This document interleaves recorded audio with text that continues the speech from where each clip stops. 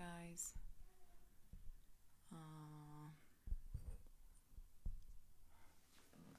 So, I am reading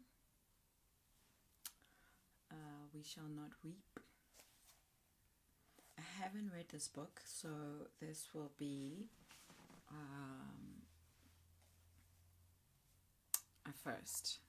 I received it a few months ago. I should have actually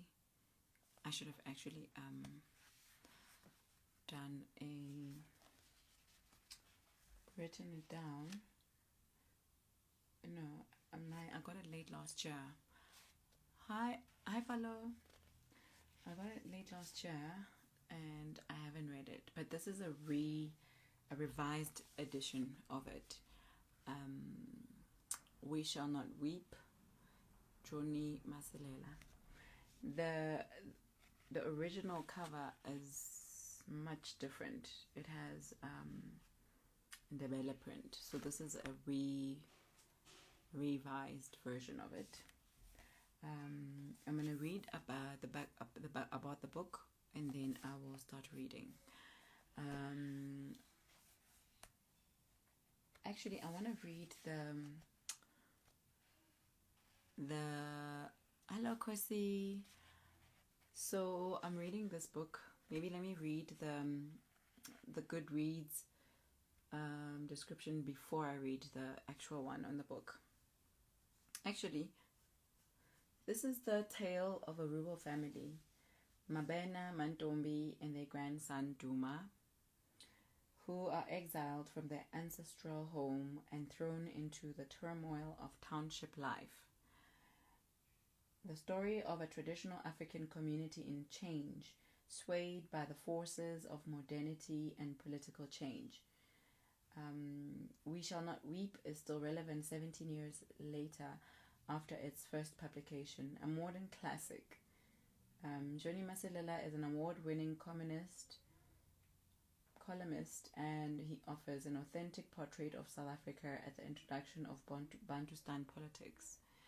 A portrait of South African rural and township life in a colorful era, a time of jazz music, political upheaval, and a challenging of old certainties. Above all, it sings the praises of a lifestyle and set of values threatened by the lure and impact of progress. That's what Doc Bikija said about this book. So today I decided to read something very different. But yes, let's see how it goes. Actually, the back of the book reads like this. It all began with the anger of Laduma, the thunder god, and the birth of a special child with strange flickering eyes. This is the tale of a rural family, Mabena, Mantombi, and their grandson Duma, who are exiled from their ancestral home and thrown into the turmoil of township life. Here, Duma grows up in a swirl of Marabi music, schoolyard romance, and township gossip. There is also the pain and pettiness of the Bantustan politics. Such modern ways are frowned upon by Mabena, who adheres sternly to the old traditions. A healer and herbalist, he wishes nothing more than for Duma to return to the land of the Ndebele, where the butcher bird sings and the thunder roars. It's a work of fiction, and the first edition in 2002 by Kwela Books. Okay, hold on. So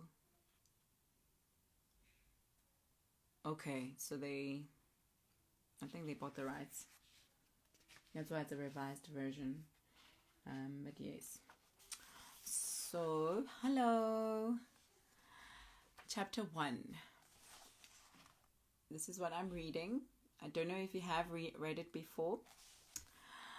We hear that the crops withered, that a goat, a cowbell clanging forlornly and hurting its throat, stood on its hind hoofs, nibbling at the dried-out sprouts of a fever tree. The great river, Mogalakwena, from which the tribespeople drew water and where the herd boys sang with the bullfrogs, lay without motion, belly up, like the carcass of a starved rock python. On the slopes of the little hills bordering the land of the Ndebele, the big black bull lay sprawled on its belly, unable to howl the plough. The iron blades failed to break into soil that had been baked into rock-hard clay by the fierceness of the sun. "Hey, Nikki!" But then suddenly a butcher bird leaped from behind the dry amantungulu bushes, chirping a symphony of bird songs. For the butcher bird could imitate the calls of many of its cousins in the family of feathers. The goat stopped nibbling at the sprouts for a while, ears flapping, and watched the butcher bird land atop the fever tree. And as the butcher bird twittered and wagged its tail for balance and the goat's eyes glowed with wonder, the darkness cast over the faces of the tribespeople faded, their hearts melting with renewed hope for the gathering of the rain clouds. Indeed, even the amaqheku, the old men and women of the village, felt slight relief from their chest pains and arthritic toes. Why?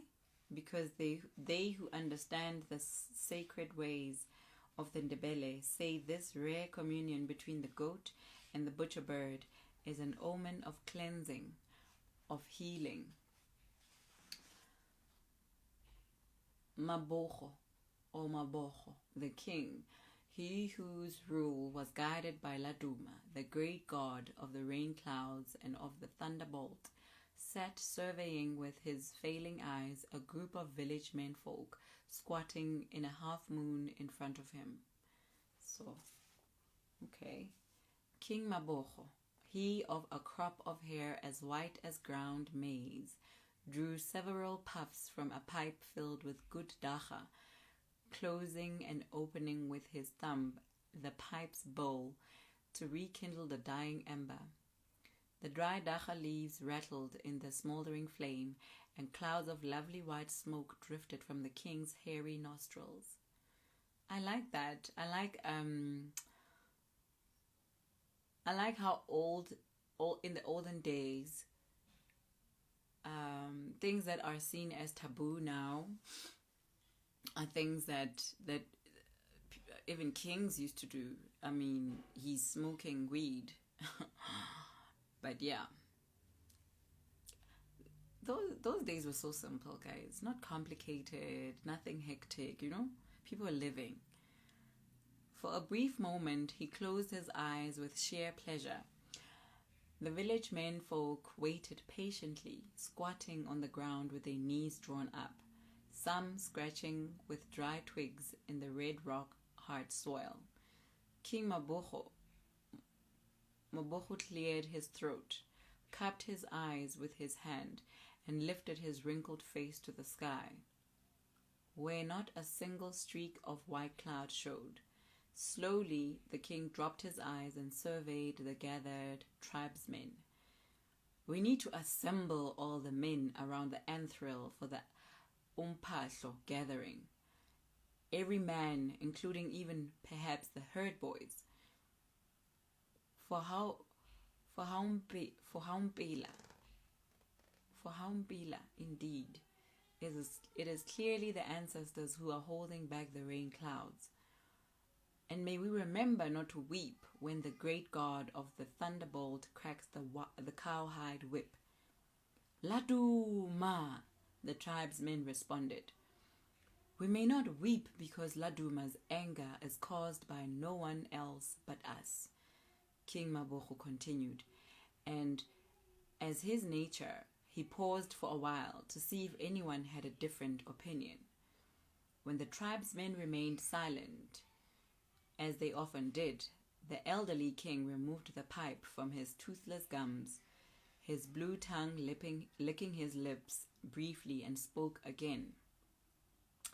"Those who rest in the bowels of the earth teach us that to call a gathering as important as umpahlo, one amongst us must blow the horn of the kudu," said King Mabocho.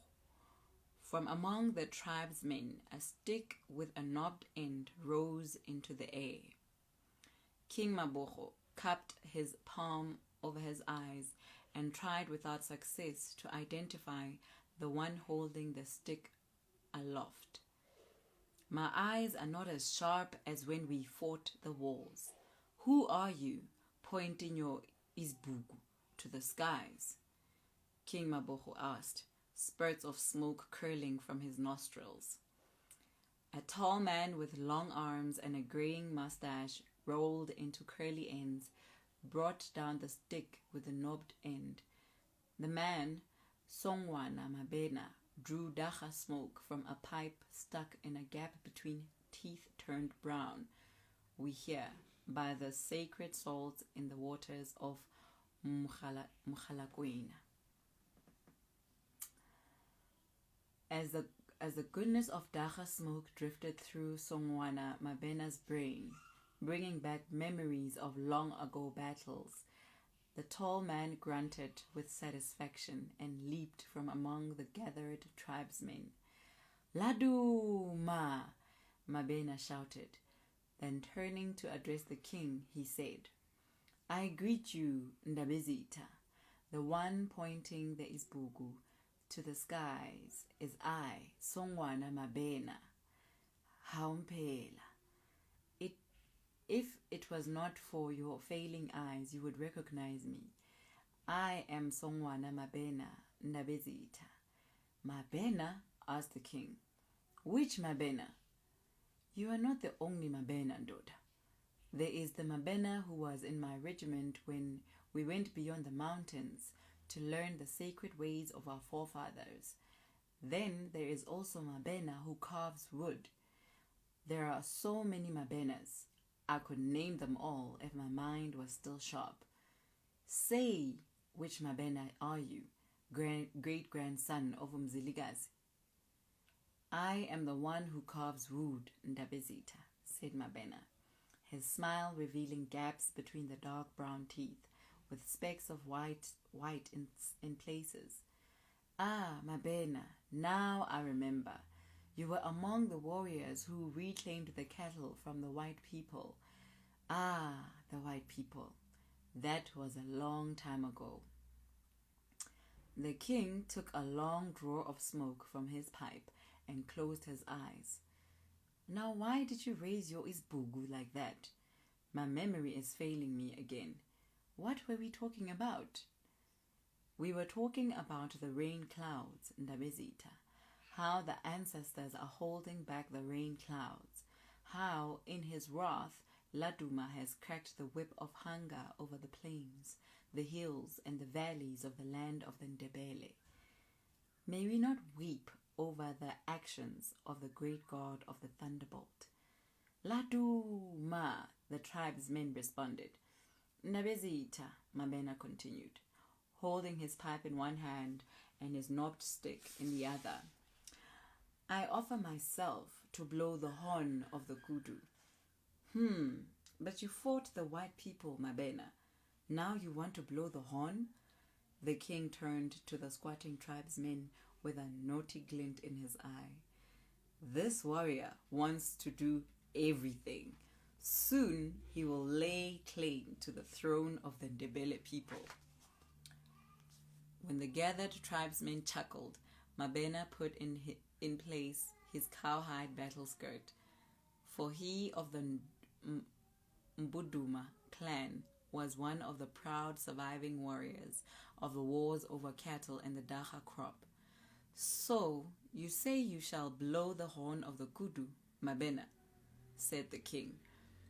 I'm not sure if those of you who spilled so much blood should be allowed to blow the horn of the kudu for umpahlo. I'm too old to remember all these things. A flock of cattle egrets squawked back towards the dry river Mkhalakwena and the mountains of Mamukhali beyond, interrupting the king, who cupped his eyes with his hand and looked up. Now look up there, the king said. When the cattle egrets squawk like that, they signal the coming of great trouble. Ah, you see, they do not bother any more to land by the riverside, for the water has been burned into nothingness by the cruel heat of the sun. I do not know if you are Mabena, you said, if you should blow the horn of the kudu. Maybe we should seek the advice of Madlozi. Where is Madlozi? Madlozi, Ndabezitha. He has taken the man of wisdom along the top of the Mamukhali, replied Mabena. Madlozi, being the Madlozi we all know, he insisted they all leave before the sun peered over the brow of the mountain. And you? Why are you not with the wise men of the village? If my memory does not fail me, you are one of them, said the king, dropping his eyes to stare at Mabena and pointing at him with the bowl of his pipe. I should have been with them, Ndabezitha, said Mabena, but Vuyisile, the wife of Mzwake, my son, had stomach pains last night, and because her time is so near, I asked Madlozi that I stay behind to oversee her medications. You never know with these young ones, who have never given birth before. Why, can't your wives look after her? King Maboko demanded. The wives, Ndabezitha, there is only one left. Mantombi is the only one alive. Mabena spoke with a whisper, his eyes narrowing from memories of 3 wives who perished of hunger. May we not weep when Laduma cracks the cowhide whip. Laduma, the tribesmen, and indeed even King Maboko responded. Oh yes, I remember, the others all died, said the king, the blue tongue licking his lips. And closing his eyes for a while, the king continued, Poor women, they could not stand our suffering any longer. May we not weep. Laduma, we shall not weep. Laduma. Now tell me, Mabena, could your wife, Mantombi, not look after the maiden who is about to give birth, her own daughter-in-law? The king asked. Women, Ndabezitha, you know how silly women can become when the men are away? Besides, Ndabezitha, there is no one but me in the whole house of Mabena who has learned how to mix potions for the sick, Mabena explained. You have spoken, Mabena, and I have heard you. But our ancestors warn us to teach the young ones how to mix potions, or else we shall perish with such important knowledge. The king wagged the bowl of his pipe at Mabena and again cleared his throat. Now I understand why you could not go with the others to the mountain. And you say you shall blow the horn of the kudu for Umpatlo. Are you sure we need not seek the advice of Madlozi? The cattle are dying in great numbers in Ndabezitha, and the children are as thin as the stem of the sorghum plant, said Mabena, almost pleading, for it was such a great honor to blow the horn of the kudu. Haumpela. Waiting for another day is like sending the little ones to the bowels of the earth before their time. I am at your service to blow the horn of the kudu, Ndabezitha. King Maboko nodded his head, clearly satisfied.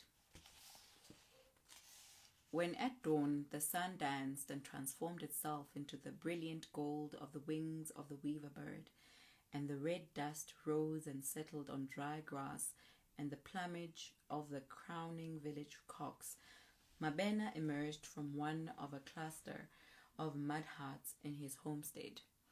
He stretched his mouth wide agape, yawning loudly.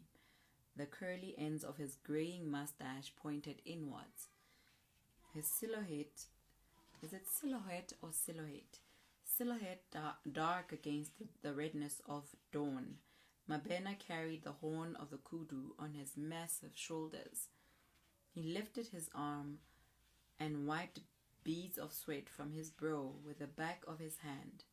He shuffled his big bare feet along a goat and cattle trail down towards the river Mukhalagwena, on his way to the slopes of the great mountains of Mamukhali beyond. Usually, one had to find one's way down the bank of the river and cross in a narrow gorge where the river was not too deep, not too wide. But because of the drought, Mabena could easily cross the dry, white sands of the riverbed at several places. As Mabena plowed his big bare feet across the riverbed, he observed with little interest the spoors of antelope and bushbuck in the sand, and a troop of vervet monkeys foraging for fruit in the dry branches of the amatungulu. Suddenly, Mabena came to a halt when his seasoned eyes picked out the meandering trail of a puff adder. He went down on one knee and felt with the back of his hand the track of the snake. He knew from the freshness of the sand that he had nearly stepped onto the reptile's tail, for it was said the puff adder was so lazy that, when relaxing in warm sand, it would rather strike than move out of one's path. The damn umtakati, Mabena swore under his breath as he crossed the dry riverbed and continued walking deeper into the forest, the horn of the kudu on his shoulders. The kudu horn was blown only in times of grave crisis, such as a call to arms. And indeed, the Ndebele of King Mabugo, they who worshipped Laduma of the rain clouds and of the thunderbolt, went to many wars over cattle, wars over land disputes, and even the occasional battle over the bride price of a village maiden. How Mabena desired to blow the horn. Unlike other musical instruments of the Ndebele tribe's people, the horn of the kudu sent an important message and shock waves throughout the village. And Mabena liked nothing better than to shock, to tear at the heartstrings of the weak. Mabena did not like the ordinary musical instruments because he found the making of music a waste of time. It was a pastime for women who could be forgiven for singing and playing music because they had little thinking to do in their lives. But deep inside, Mabena alone knew he was driven by another need, to don the Poriana bib of beadwork like Matlozi, he who understood the sacred ways of the thunderbolt, and who the day before had taken the men of wisdom to the top of Mamukhali. Mabena drew dacha smoke from his pipe and closed his eyes. He let smoke drift from his nostrils, his mind drifting back to something that the other day made him laugh until tears filled his eyes. Mabena smoked dacha because the weed was good for as busy a mind as that of a village elder. You see, they actually had good reasons to be smoking dacha. Now his son, Mzwake, who had returned from the place where men dug gold from the belly of the earth, wearing a hat made of iron, disagreed. The rubbish he heard from the mines about the dacha weed. Mabena had never heard such nonsense in his life. He still chuckled lightly as his big bare feet plowed their way up the mountainside. Mabena was not a man who laughed often. It was said that whenever he was in a rage, only the elderly village midwife, Mamlambo, could calm him down. She was the oldest person in the land of the Ndebele. Mamlambo, she who in her lifetime cut so many umbilical cords that the entire village was said to have been delivered to earth by the half-blind matriarch. How? It was said she had lived for so long that even the oldest of the village elders developed migraine trying to figure out her age.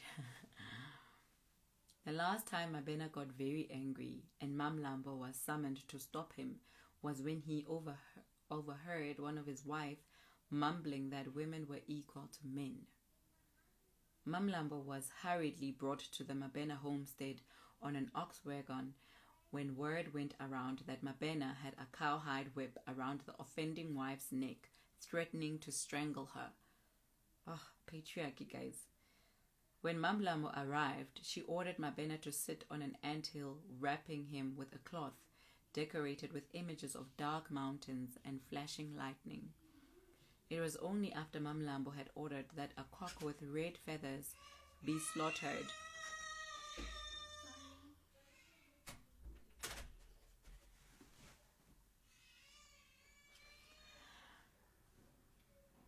It was only after Mamlambo had ordered that a cock with red feathers be slaughtered and the blood and some snuff had been sprinkled at his big bare feet that Mabena finally calmed down.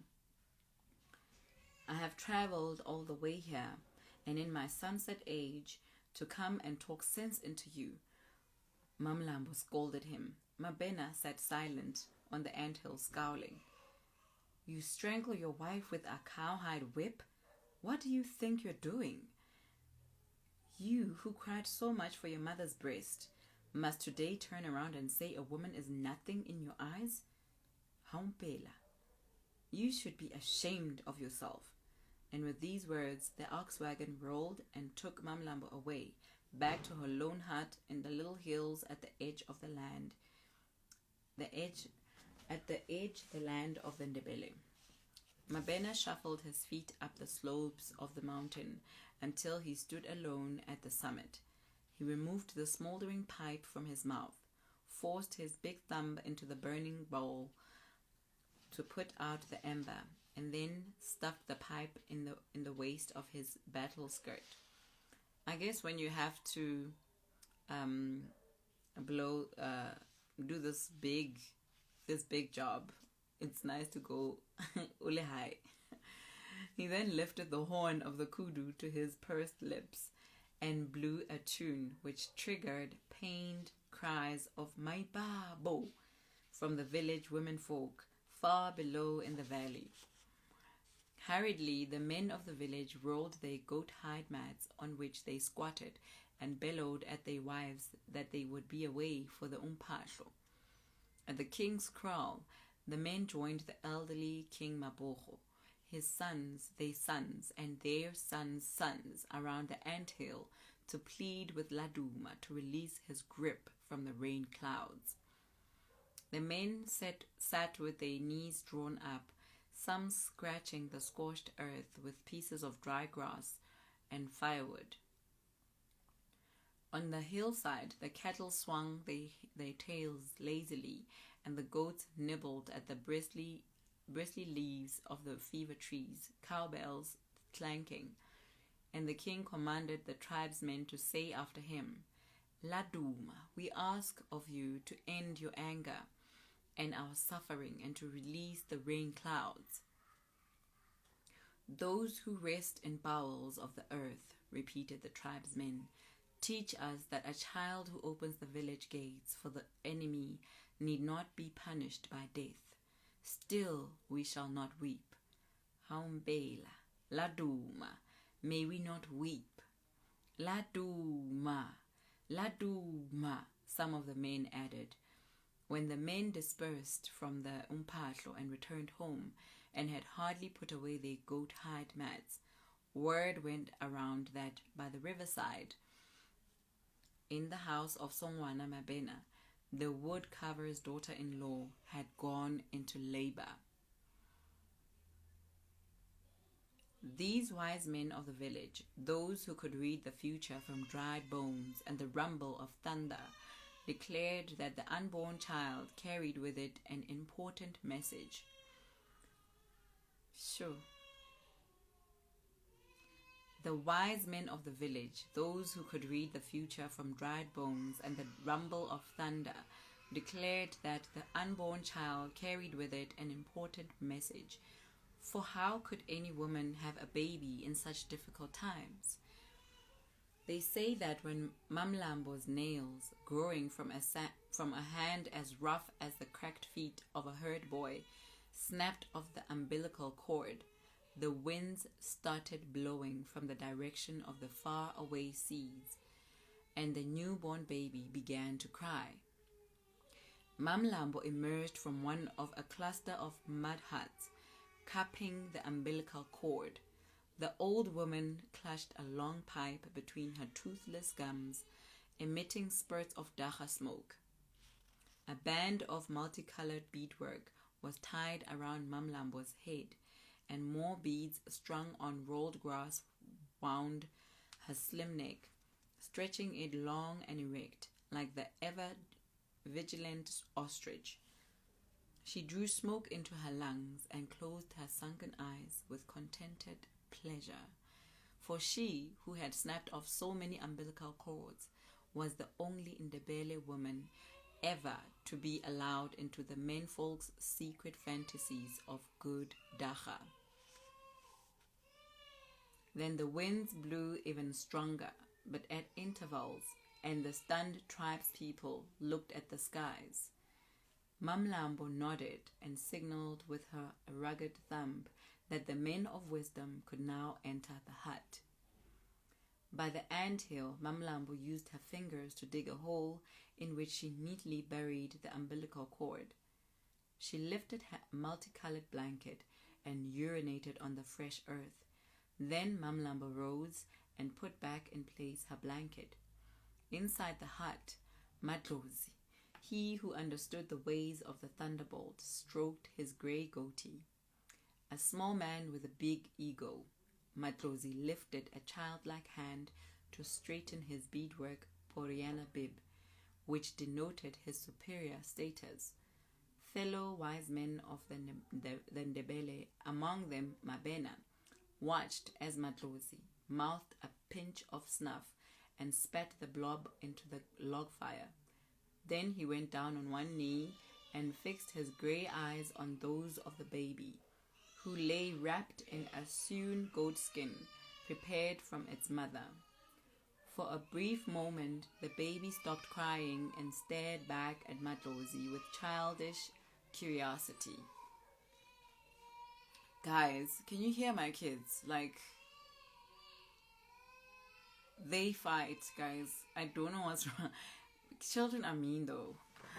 You who cried for your mother's milk. Ms. Waina, like, he can't be on some, yeah, basadi baso. Kana goilena, he's got a mother. Panaba, yo, ban distractor. Okay. For a brief moment, the baby stopped crying and stared back at Matlozi with childish curiosity. Ah, there you are, child. Now tell us, through whose spirit have you returned to the land of the Ndebele? Are you Mzilikazi, or one of the warriors who fell during the last wars? Said Matlozi. The infant turned its face to stare briefly at its grandfather, Mabena, who smiled with pride in his eyes. Then the baby turned to stare back at Matlozi, and with a flash the infant's eyes squinted inwards and then outwards like those of a chameleon. Matlozi's grey eyes grew so wide that he leaped into the air, his one childlike hand holding his goatee and grasped Haibo! For he who understood the secret ways of the thunderbolt had never before seen anyone's eyes squint like that. By the anthill, the wind tugged at Mamlambo's blanket, shaking the old woman with sudden violence, and across the top of Mamkhali, the rumble of thunder exploded, threatening to rock the imposing morula and fever trees from their roots. The tribespeople lifted their eyes to the skies and watched with disbelief as the rain clouds started forming themselves into wondrous shapes.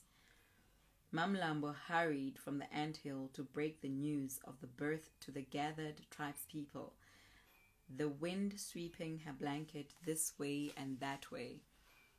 She flailed her hands, still wet with blood from the umbilical cord, and announced that a warrior had arrived.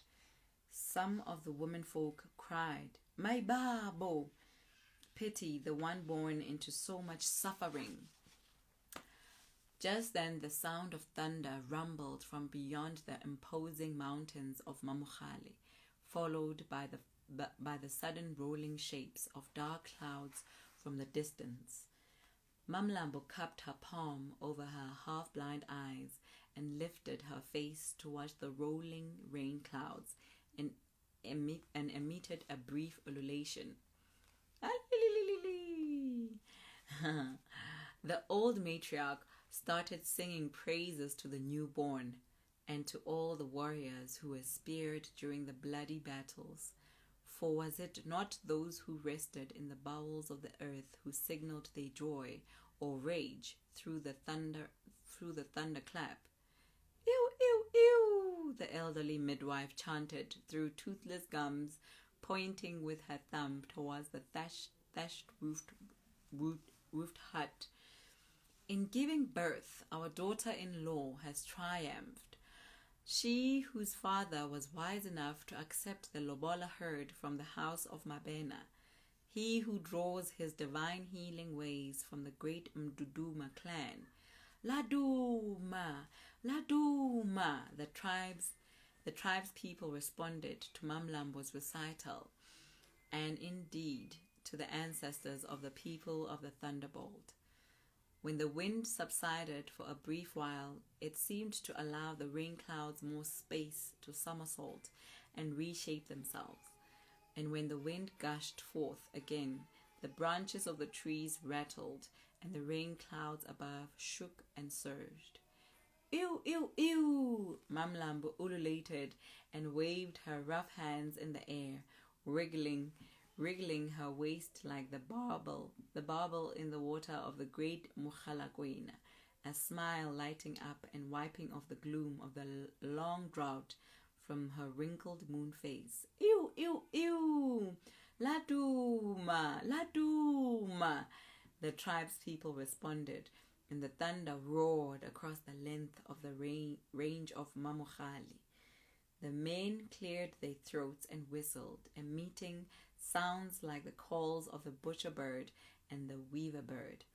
Young men holding bullhorns pursed their lips, and 3 of the maidens undid and threw their blankets to the ground, taking up position bare-breasted behind the drums. The 3 maidens caressed the stretched cowhide with palms turned rough by collecting firewood, in concert with bare feet that were shuffled in the dust, their bead-woven loincloths flapping. Voo, voo, voo! The young men with the bullhorns drew their lungs full of breath and blew a tricky but popular tune, triggering ululations from the women and whistles from the older men. Inside the hut where the baby was born, Mabena gritted his teeth at all the irritating sounds coming from outside, which wreaked havoc with his nerves. Hampela. If he had the choice and power, Mabena would ban the making of music from the land of the Ndebele. Worse still, he found himself in the unenviable position of being the village woodcarver and therefore the maker of some of the finest cowhide drums. Doom, doom, doom. Many of the tribespeople's first thought the doom-doom came from the cowhide drums. But then there was rumbling, thunder too. The maidens pounded the drums, their fingers tracing invisible patterns on the taut cowhide. Villagers leaped into the air, some turning somersaults and hitting the dust with bare backs. Laduma! Laduma! A flash of lightning lit the sky, followed by a loud rumble. The men rolled their fingers into fists, moved them this way and that way in the shape of the half moon in Haibo, at the same time throwing one muscular leg after the other into the air. The women dancers undid their blankets and threw them to the ground, bare-breasted and with their loincloths flapping. The maidens lifted their hands and twirled their fingers in the air, at the same time wriggling their bellies and heaving those pointed breasts outwards and inwards. I love the way the author is painting such a picture of like happiness, that there is a child that's born, and humunati, you know, there's happiness for everyone. Outwards and inwards, and then suddenly the knees were bent as if to settle the buttocks on their bare heels.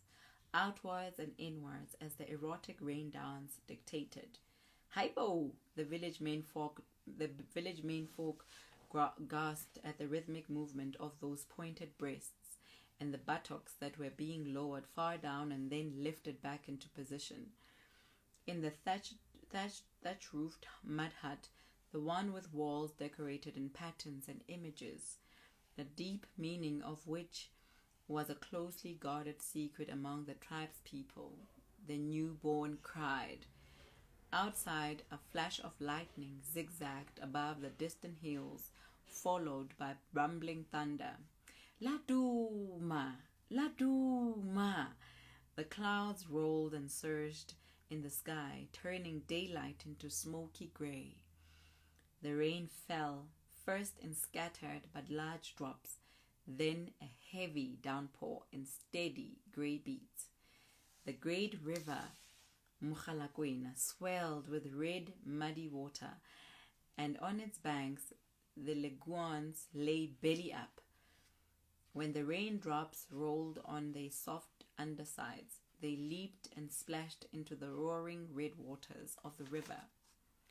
On hearing the splashing water and the rumbling thunder, the herd boys in the pastures ran to watch the level of the rising tide.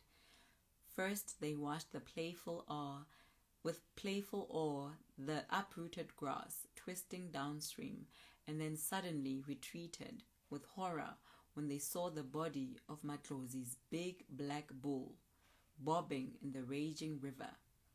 The herd boys hurriedly hung their goat hide pouches around their shoulders and herded the cattle and the goats back to the thorn branch enclosures for an early cud. The rain came down relentlessly. In the maize and sorghum fields, large puddles formed. The hillsides were dripping with water, and the land of the Ndebele sucked up the moisture until it was soaked. The great river Mugalakwena lashed the land, uprooting trees and drowning animals in its massive current until it burst its banks into flood. Back at the Mabena homestead, the men of wisdom and the rest of the tribespeople headed for the safety of their own huts. Mamlambo retreated back into the mud hut. She was met by a blinding light, followed by a most terrifying thunderbolt. There was a brief glow across Vuyisile's face, and then her body slumped. A sudden veil of darkness took possession of the moon face of Mamlambo, her frail features shrinking into a state of shock. She and she alone saw as the baby slipped and rolled slowly from the arms of Vuyisile, who gave birth and was struck by lightning on the day the rain clouds returned to the land of the Ndebele. Mamlambo rushed to pick up the baby, kissed it on the cheek, and stared straight into the baby's eyes. The look in his eyes, Mamlambo concluded, confirmed what Matlozi feared. This was indeed no ordinary child. Mamlambo spun and stood at the door of the hut, shouting after the villagers who were running homewards in different directions, lamenting, "May we not weep when Laduma cracks the cowhide whip." The older women responded with gasps of "My babo," for they who understood the sacred ways of the land of the Ndebele knew something had gone horribly wrong.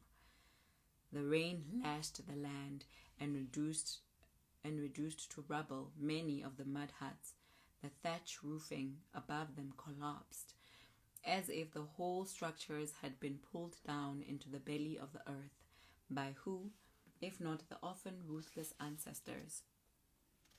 And that, we hear, was how Duma was born in the land of the Ndebele, the land of bare-breasted maidens, and wars over cattle and the dacha crop. At the death of Duma's mother, Mzwake, the child's father, went into the forest and hanged himself with a cowhide whip from the branches of a fever tree by the hillocks of eternal sleep, where the Ndebele buried their dead. Mabena and his wife Mantombi, the surrogate parents, named the boy Duma, for he came with the doom of the thunder and would be brought up on goat milk. That was chapter 1 of We Shall Not Weep by Johnny Masilela. So yeah, this is a classic, and I've never read this classic, and because it's so tiny, hell, I need to read it, because now I want to know what happens to Duma, you know. I'm not sure if some of the people are still here, but I think if you've missed most of the reading, perhaps you can watch back on IGTV. I am gonna save this onto IGTV. Ms. Weiner says, liking the Ndebele's custom and tradition theme. I love it. I'm loving it. So yeah, it's a very short book. I think it's less than 150. Yeah, it's 131 pages, so it's very short. Yeah, and this is published by Kwela Books, an imprint of NB Publishers. Let me read about Johnny Masilela. Johnny Masilela is an author, veteran journalist, and filmmaker. He has contributed to several short fiction anthologies, and some of his stories have been translated into Dutch, Danish, Swedish, and Afrikaans. He was on the panel of judges for the 2008 Sunday Times Fiction Award. Masilela won the Caxton Excellence Award for Best Columnist in 2018. So, yes, that is, and it's 230. It's short, 132 pages. It should be available in stores, but yeah, that was today's reading, guys. I'll see you guys tomorrow, and hi, Shades of a Woman. I just finished reading from this. You can watch the replay on the stories. How are you? Okay, guys, I'm gonna leave. I'll see you guys tomorrow. Today was a very good day. I actually went to Bargain Books and got you missed out. Yes, I started at 5, so I start at 5 p.m. every day. Our book club has a copy of the book in its library, so we'll read it now that I know that it touches on history. Yes.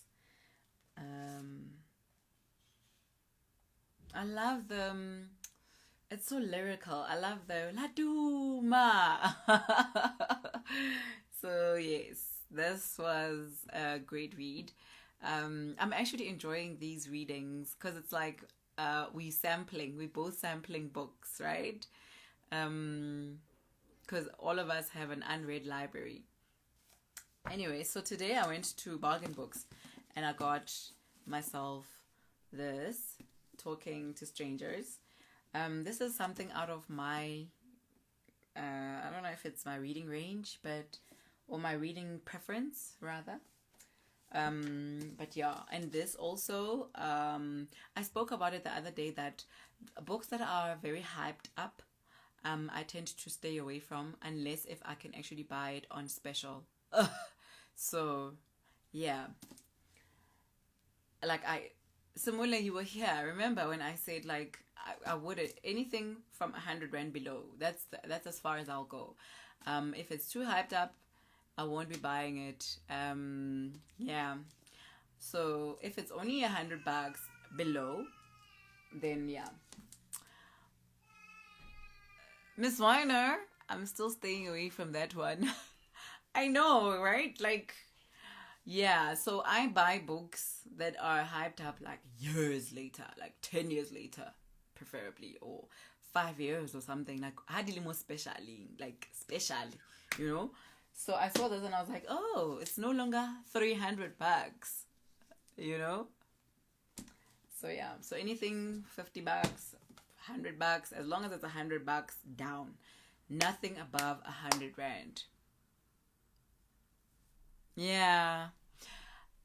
I'll probably read it like years from now because I just feel like, what don't we know? I mean, and it's just like Michelle Obama's becoming. I don't know.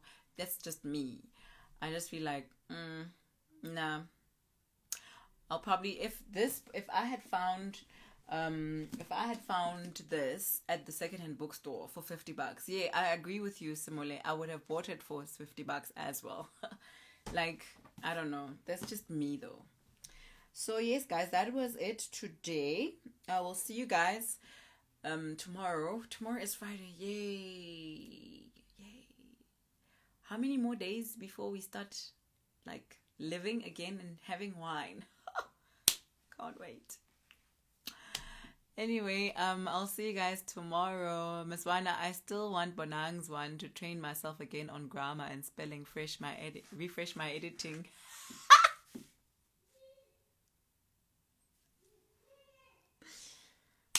Guys, I also still want it. I really do. I actually want the first edition.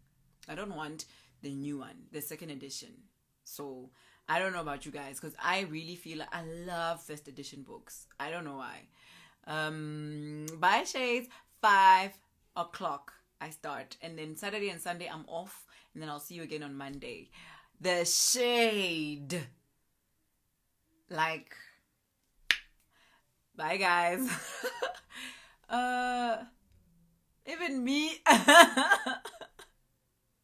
Wait, let's continue talking. I have to cut. Let's continue talking on the DMs, guys.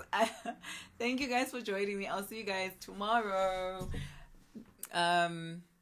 Shade is her name. I mean, Shade. Okay, guys, please tell me what you think of these. Let me see, how's that? This one is nice. Ooh, this lighting is nice. Lindiwe, hi. So I got this, and I want to see if the light. Then I know which one works. This one is nice, but it's very dark. Let me see. Yeah, it's very dark.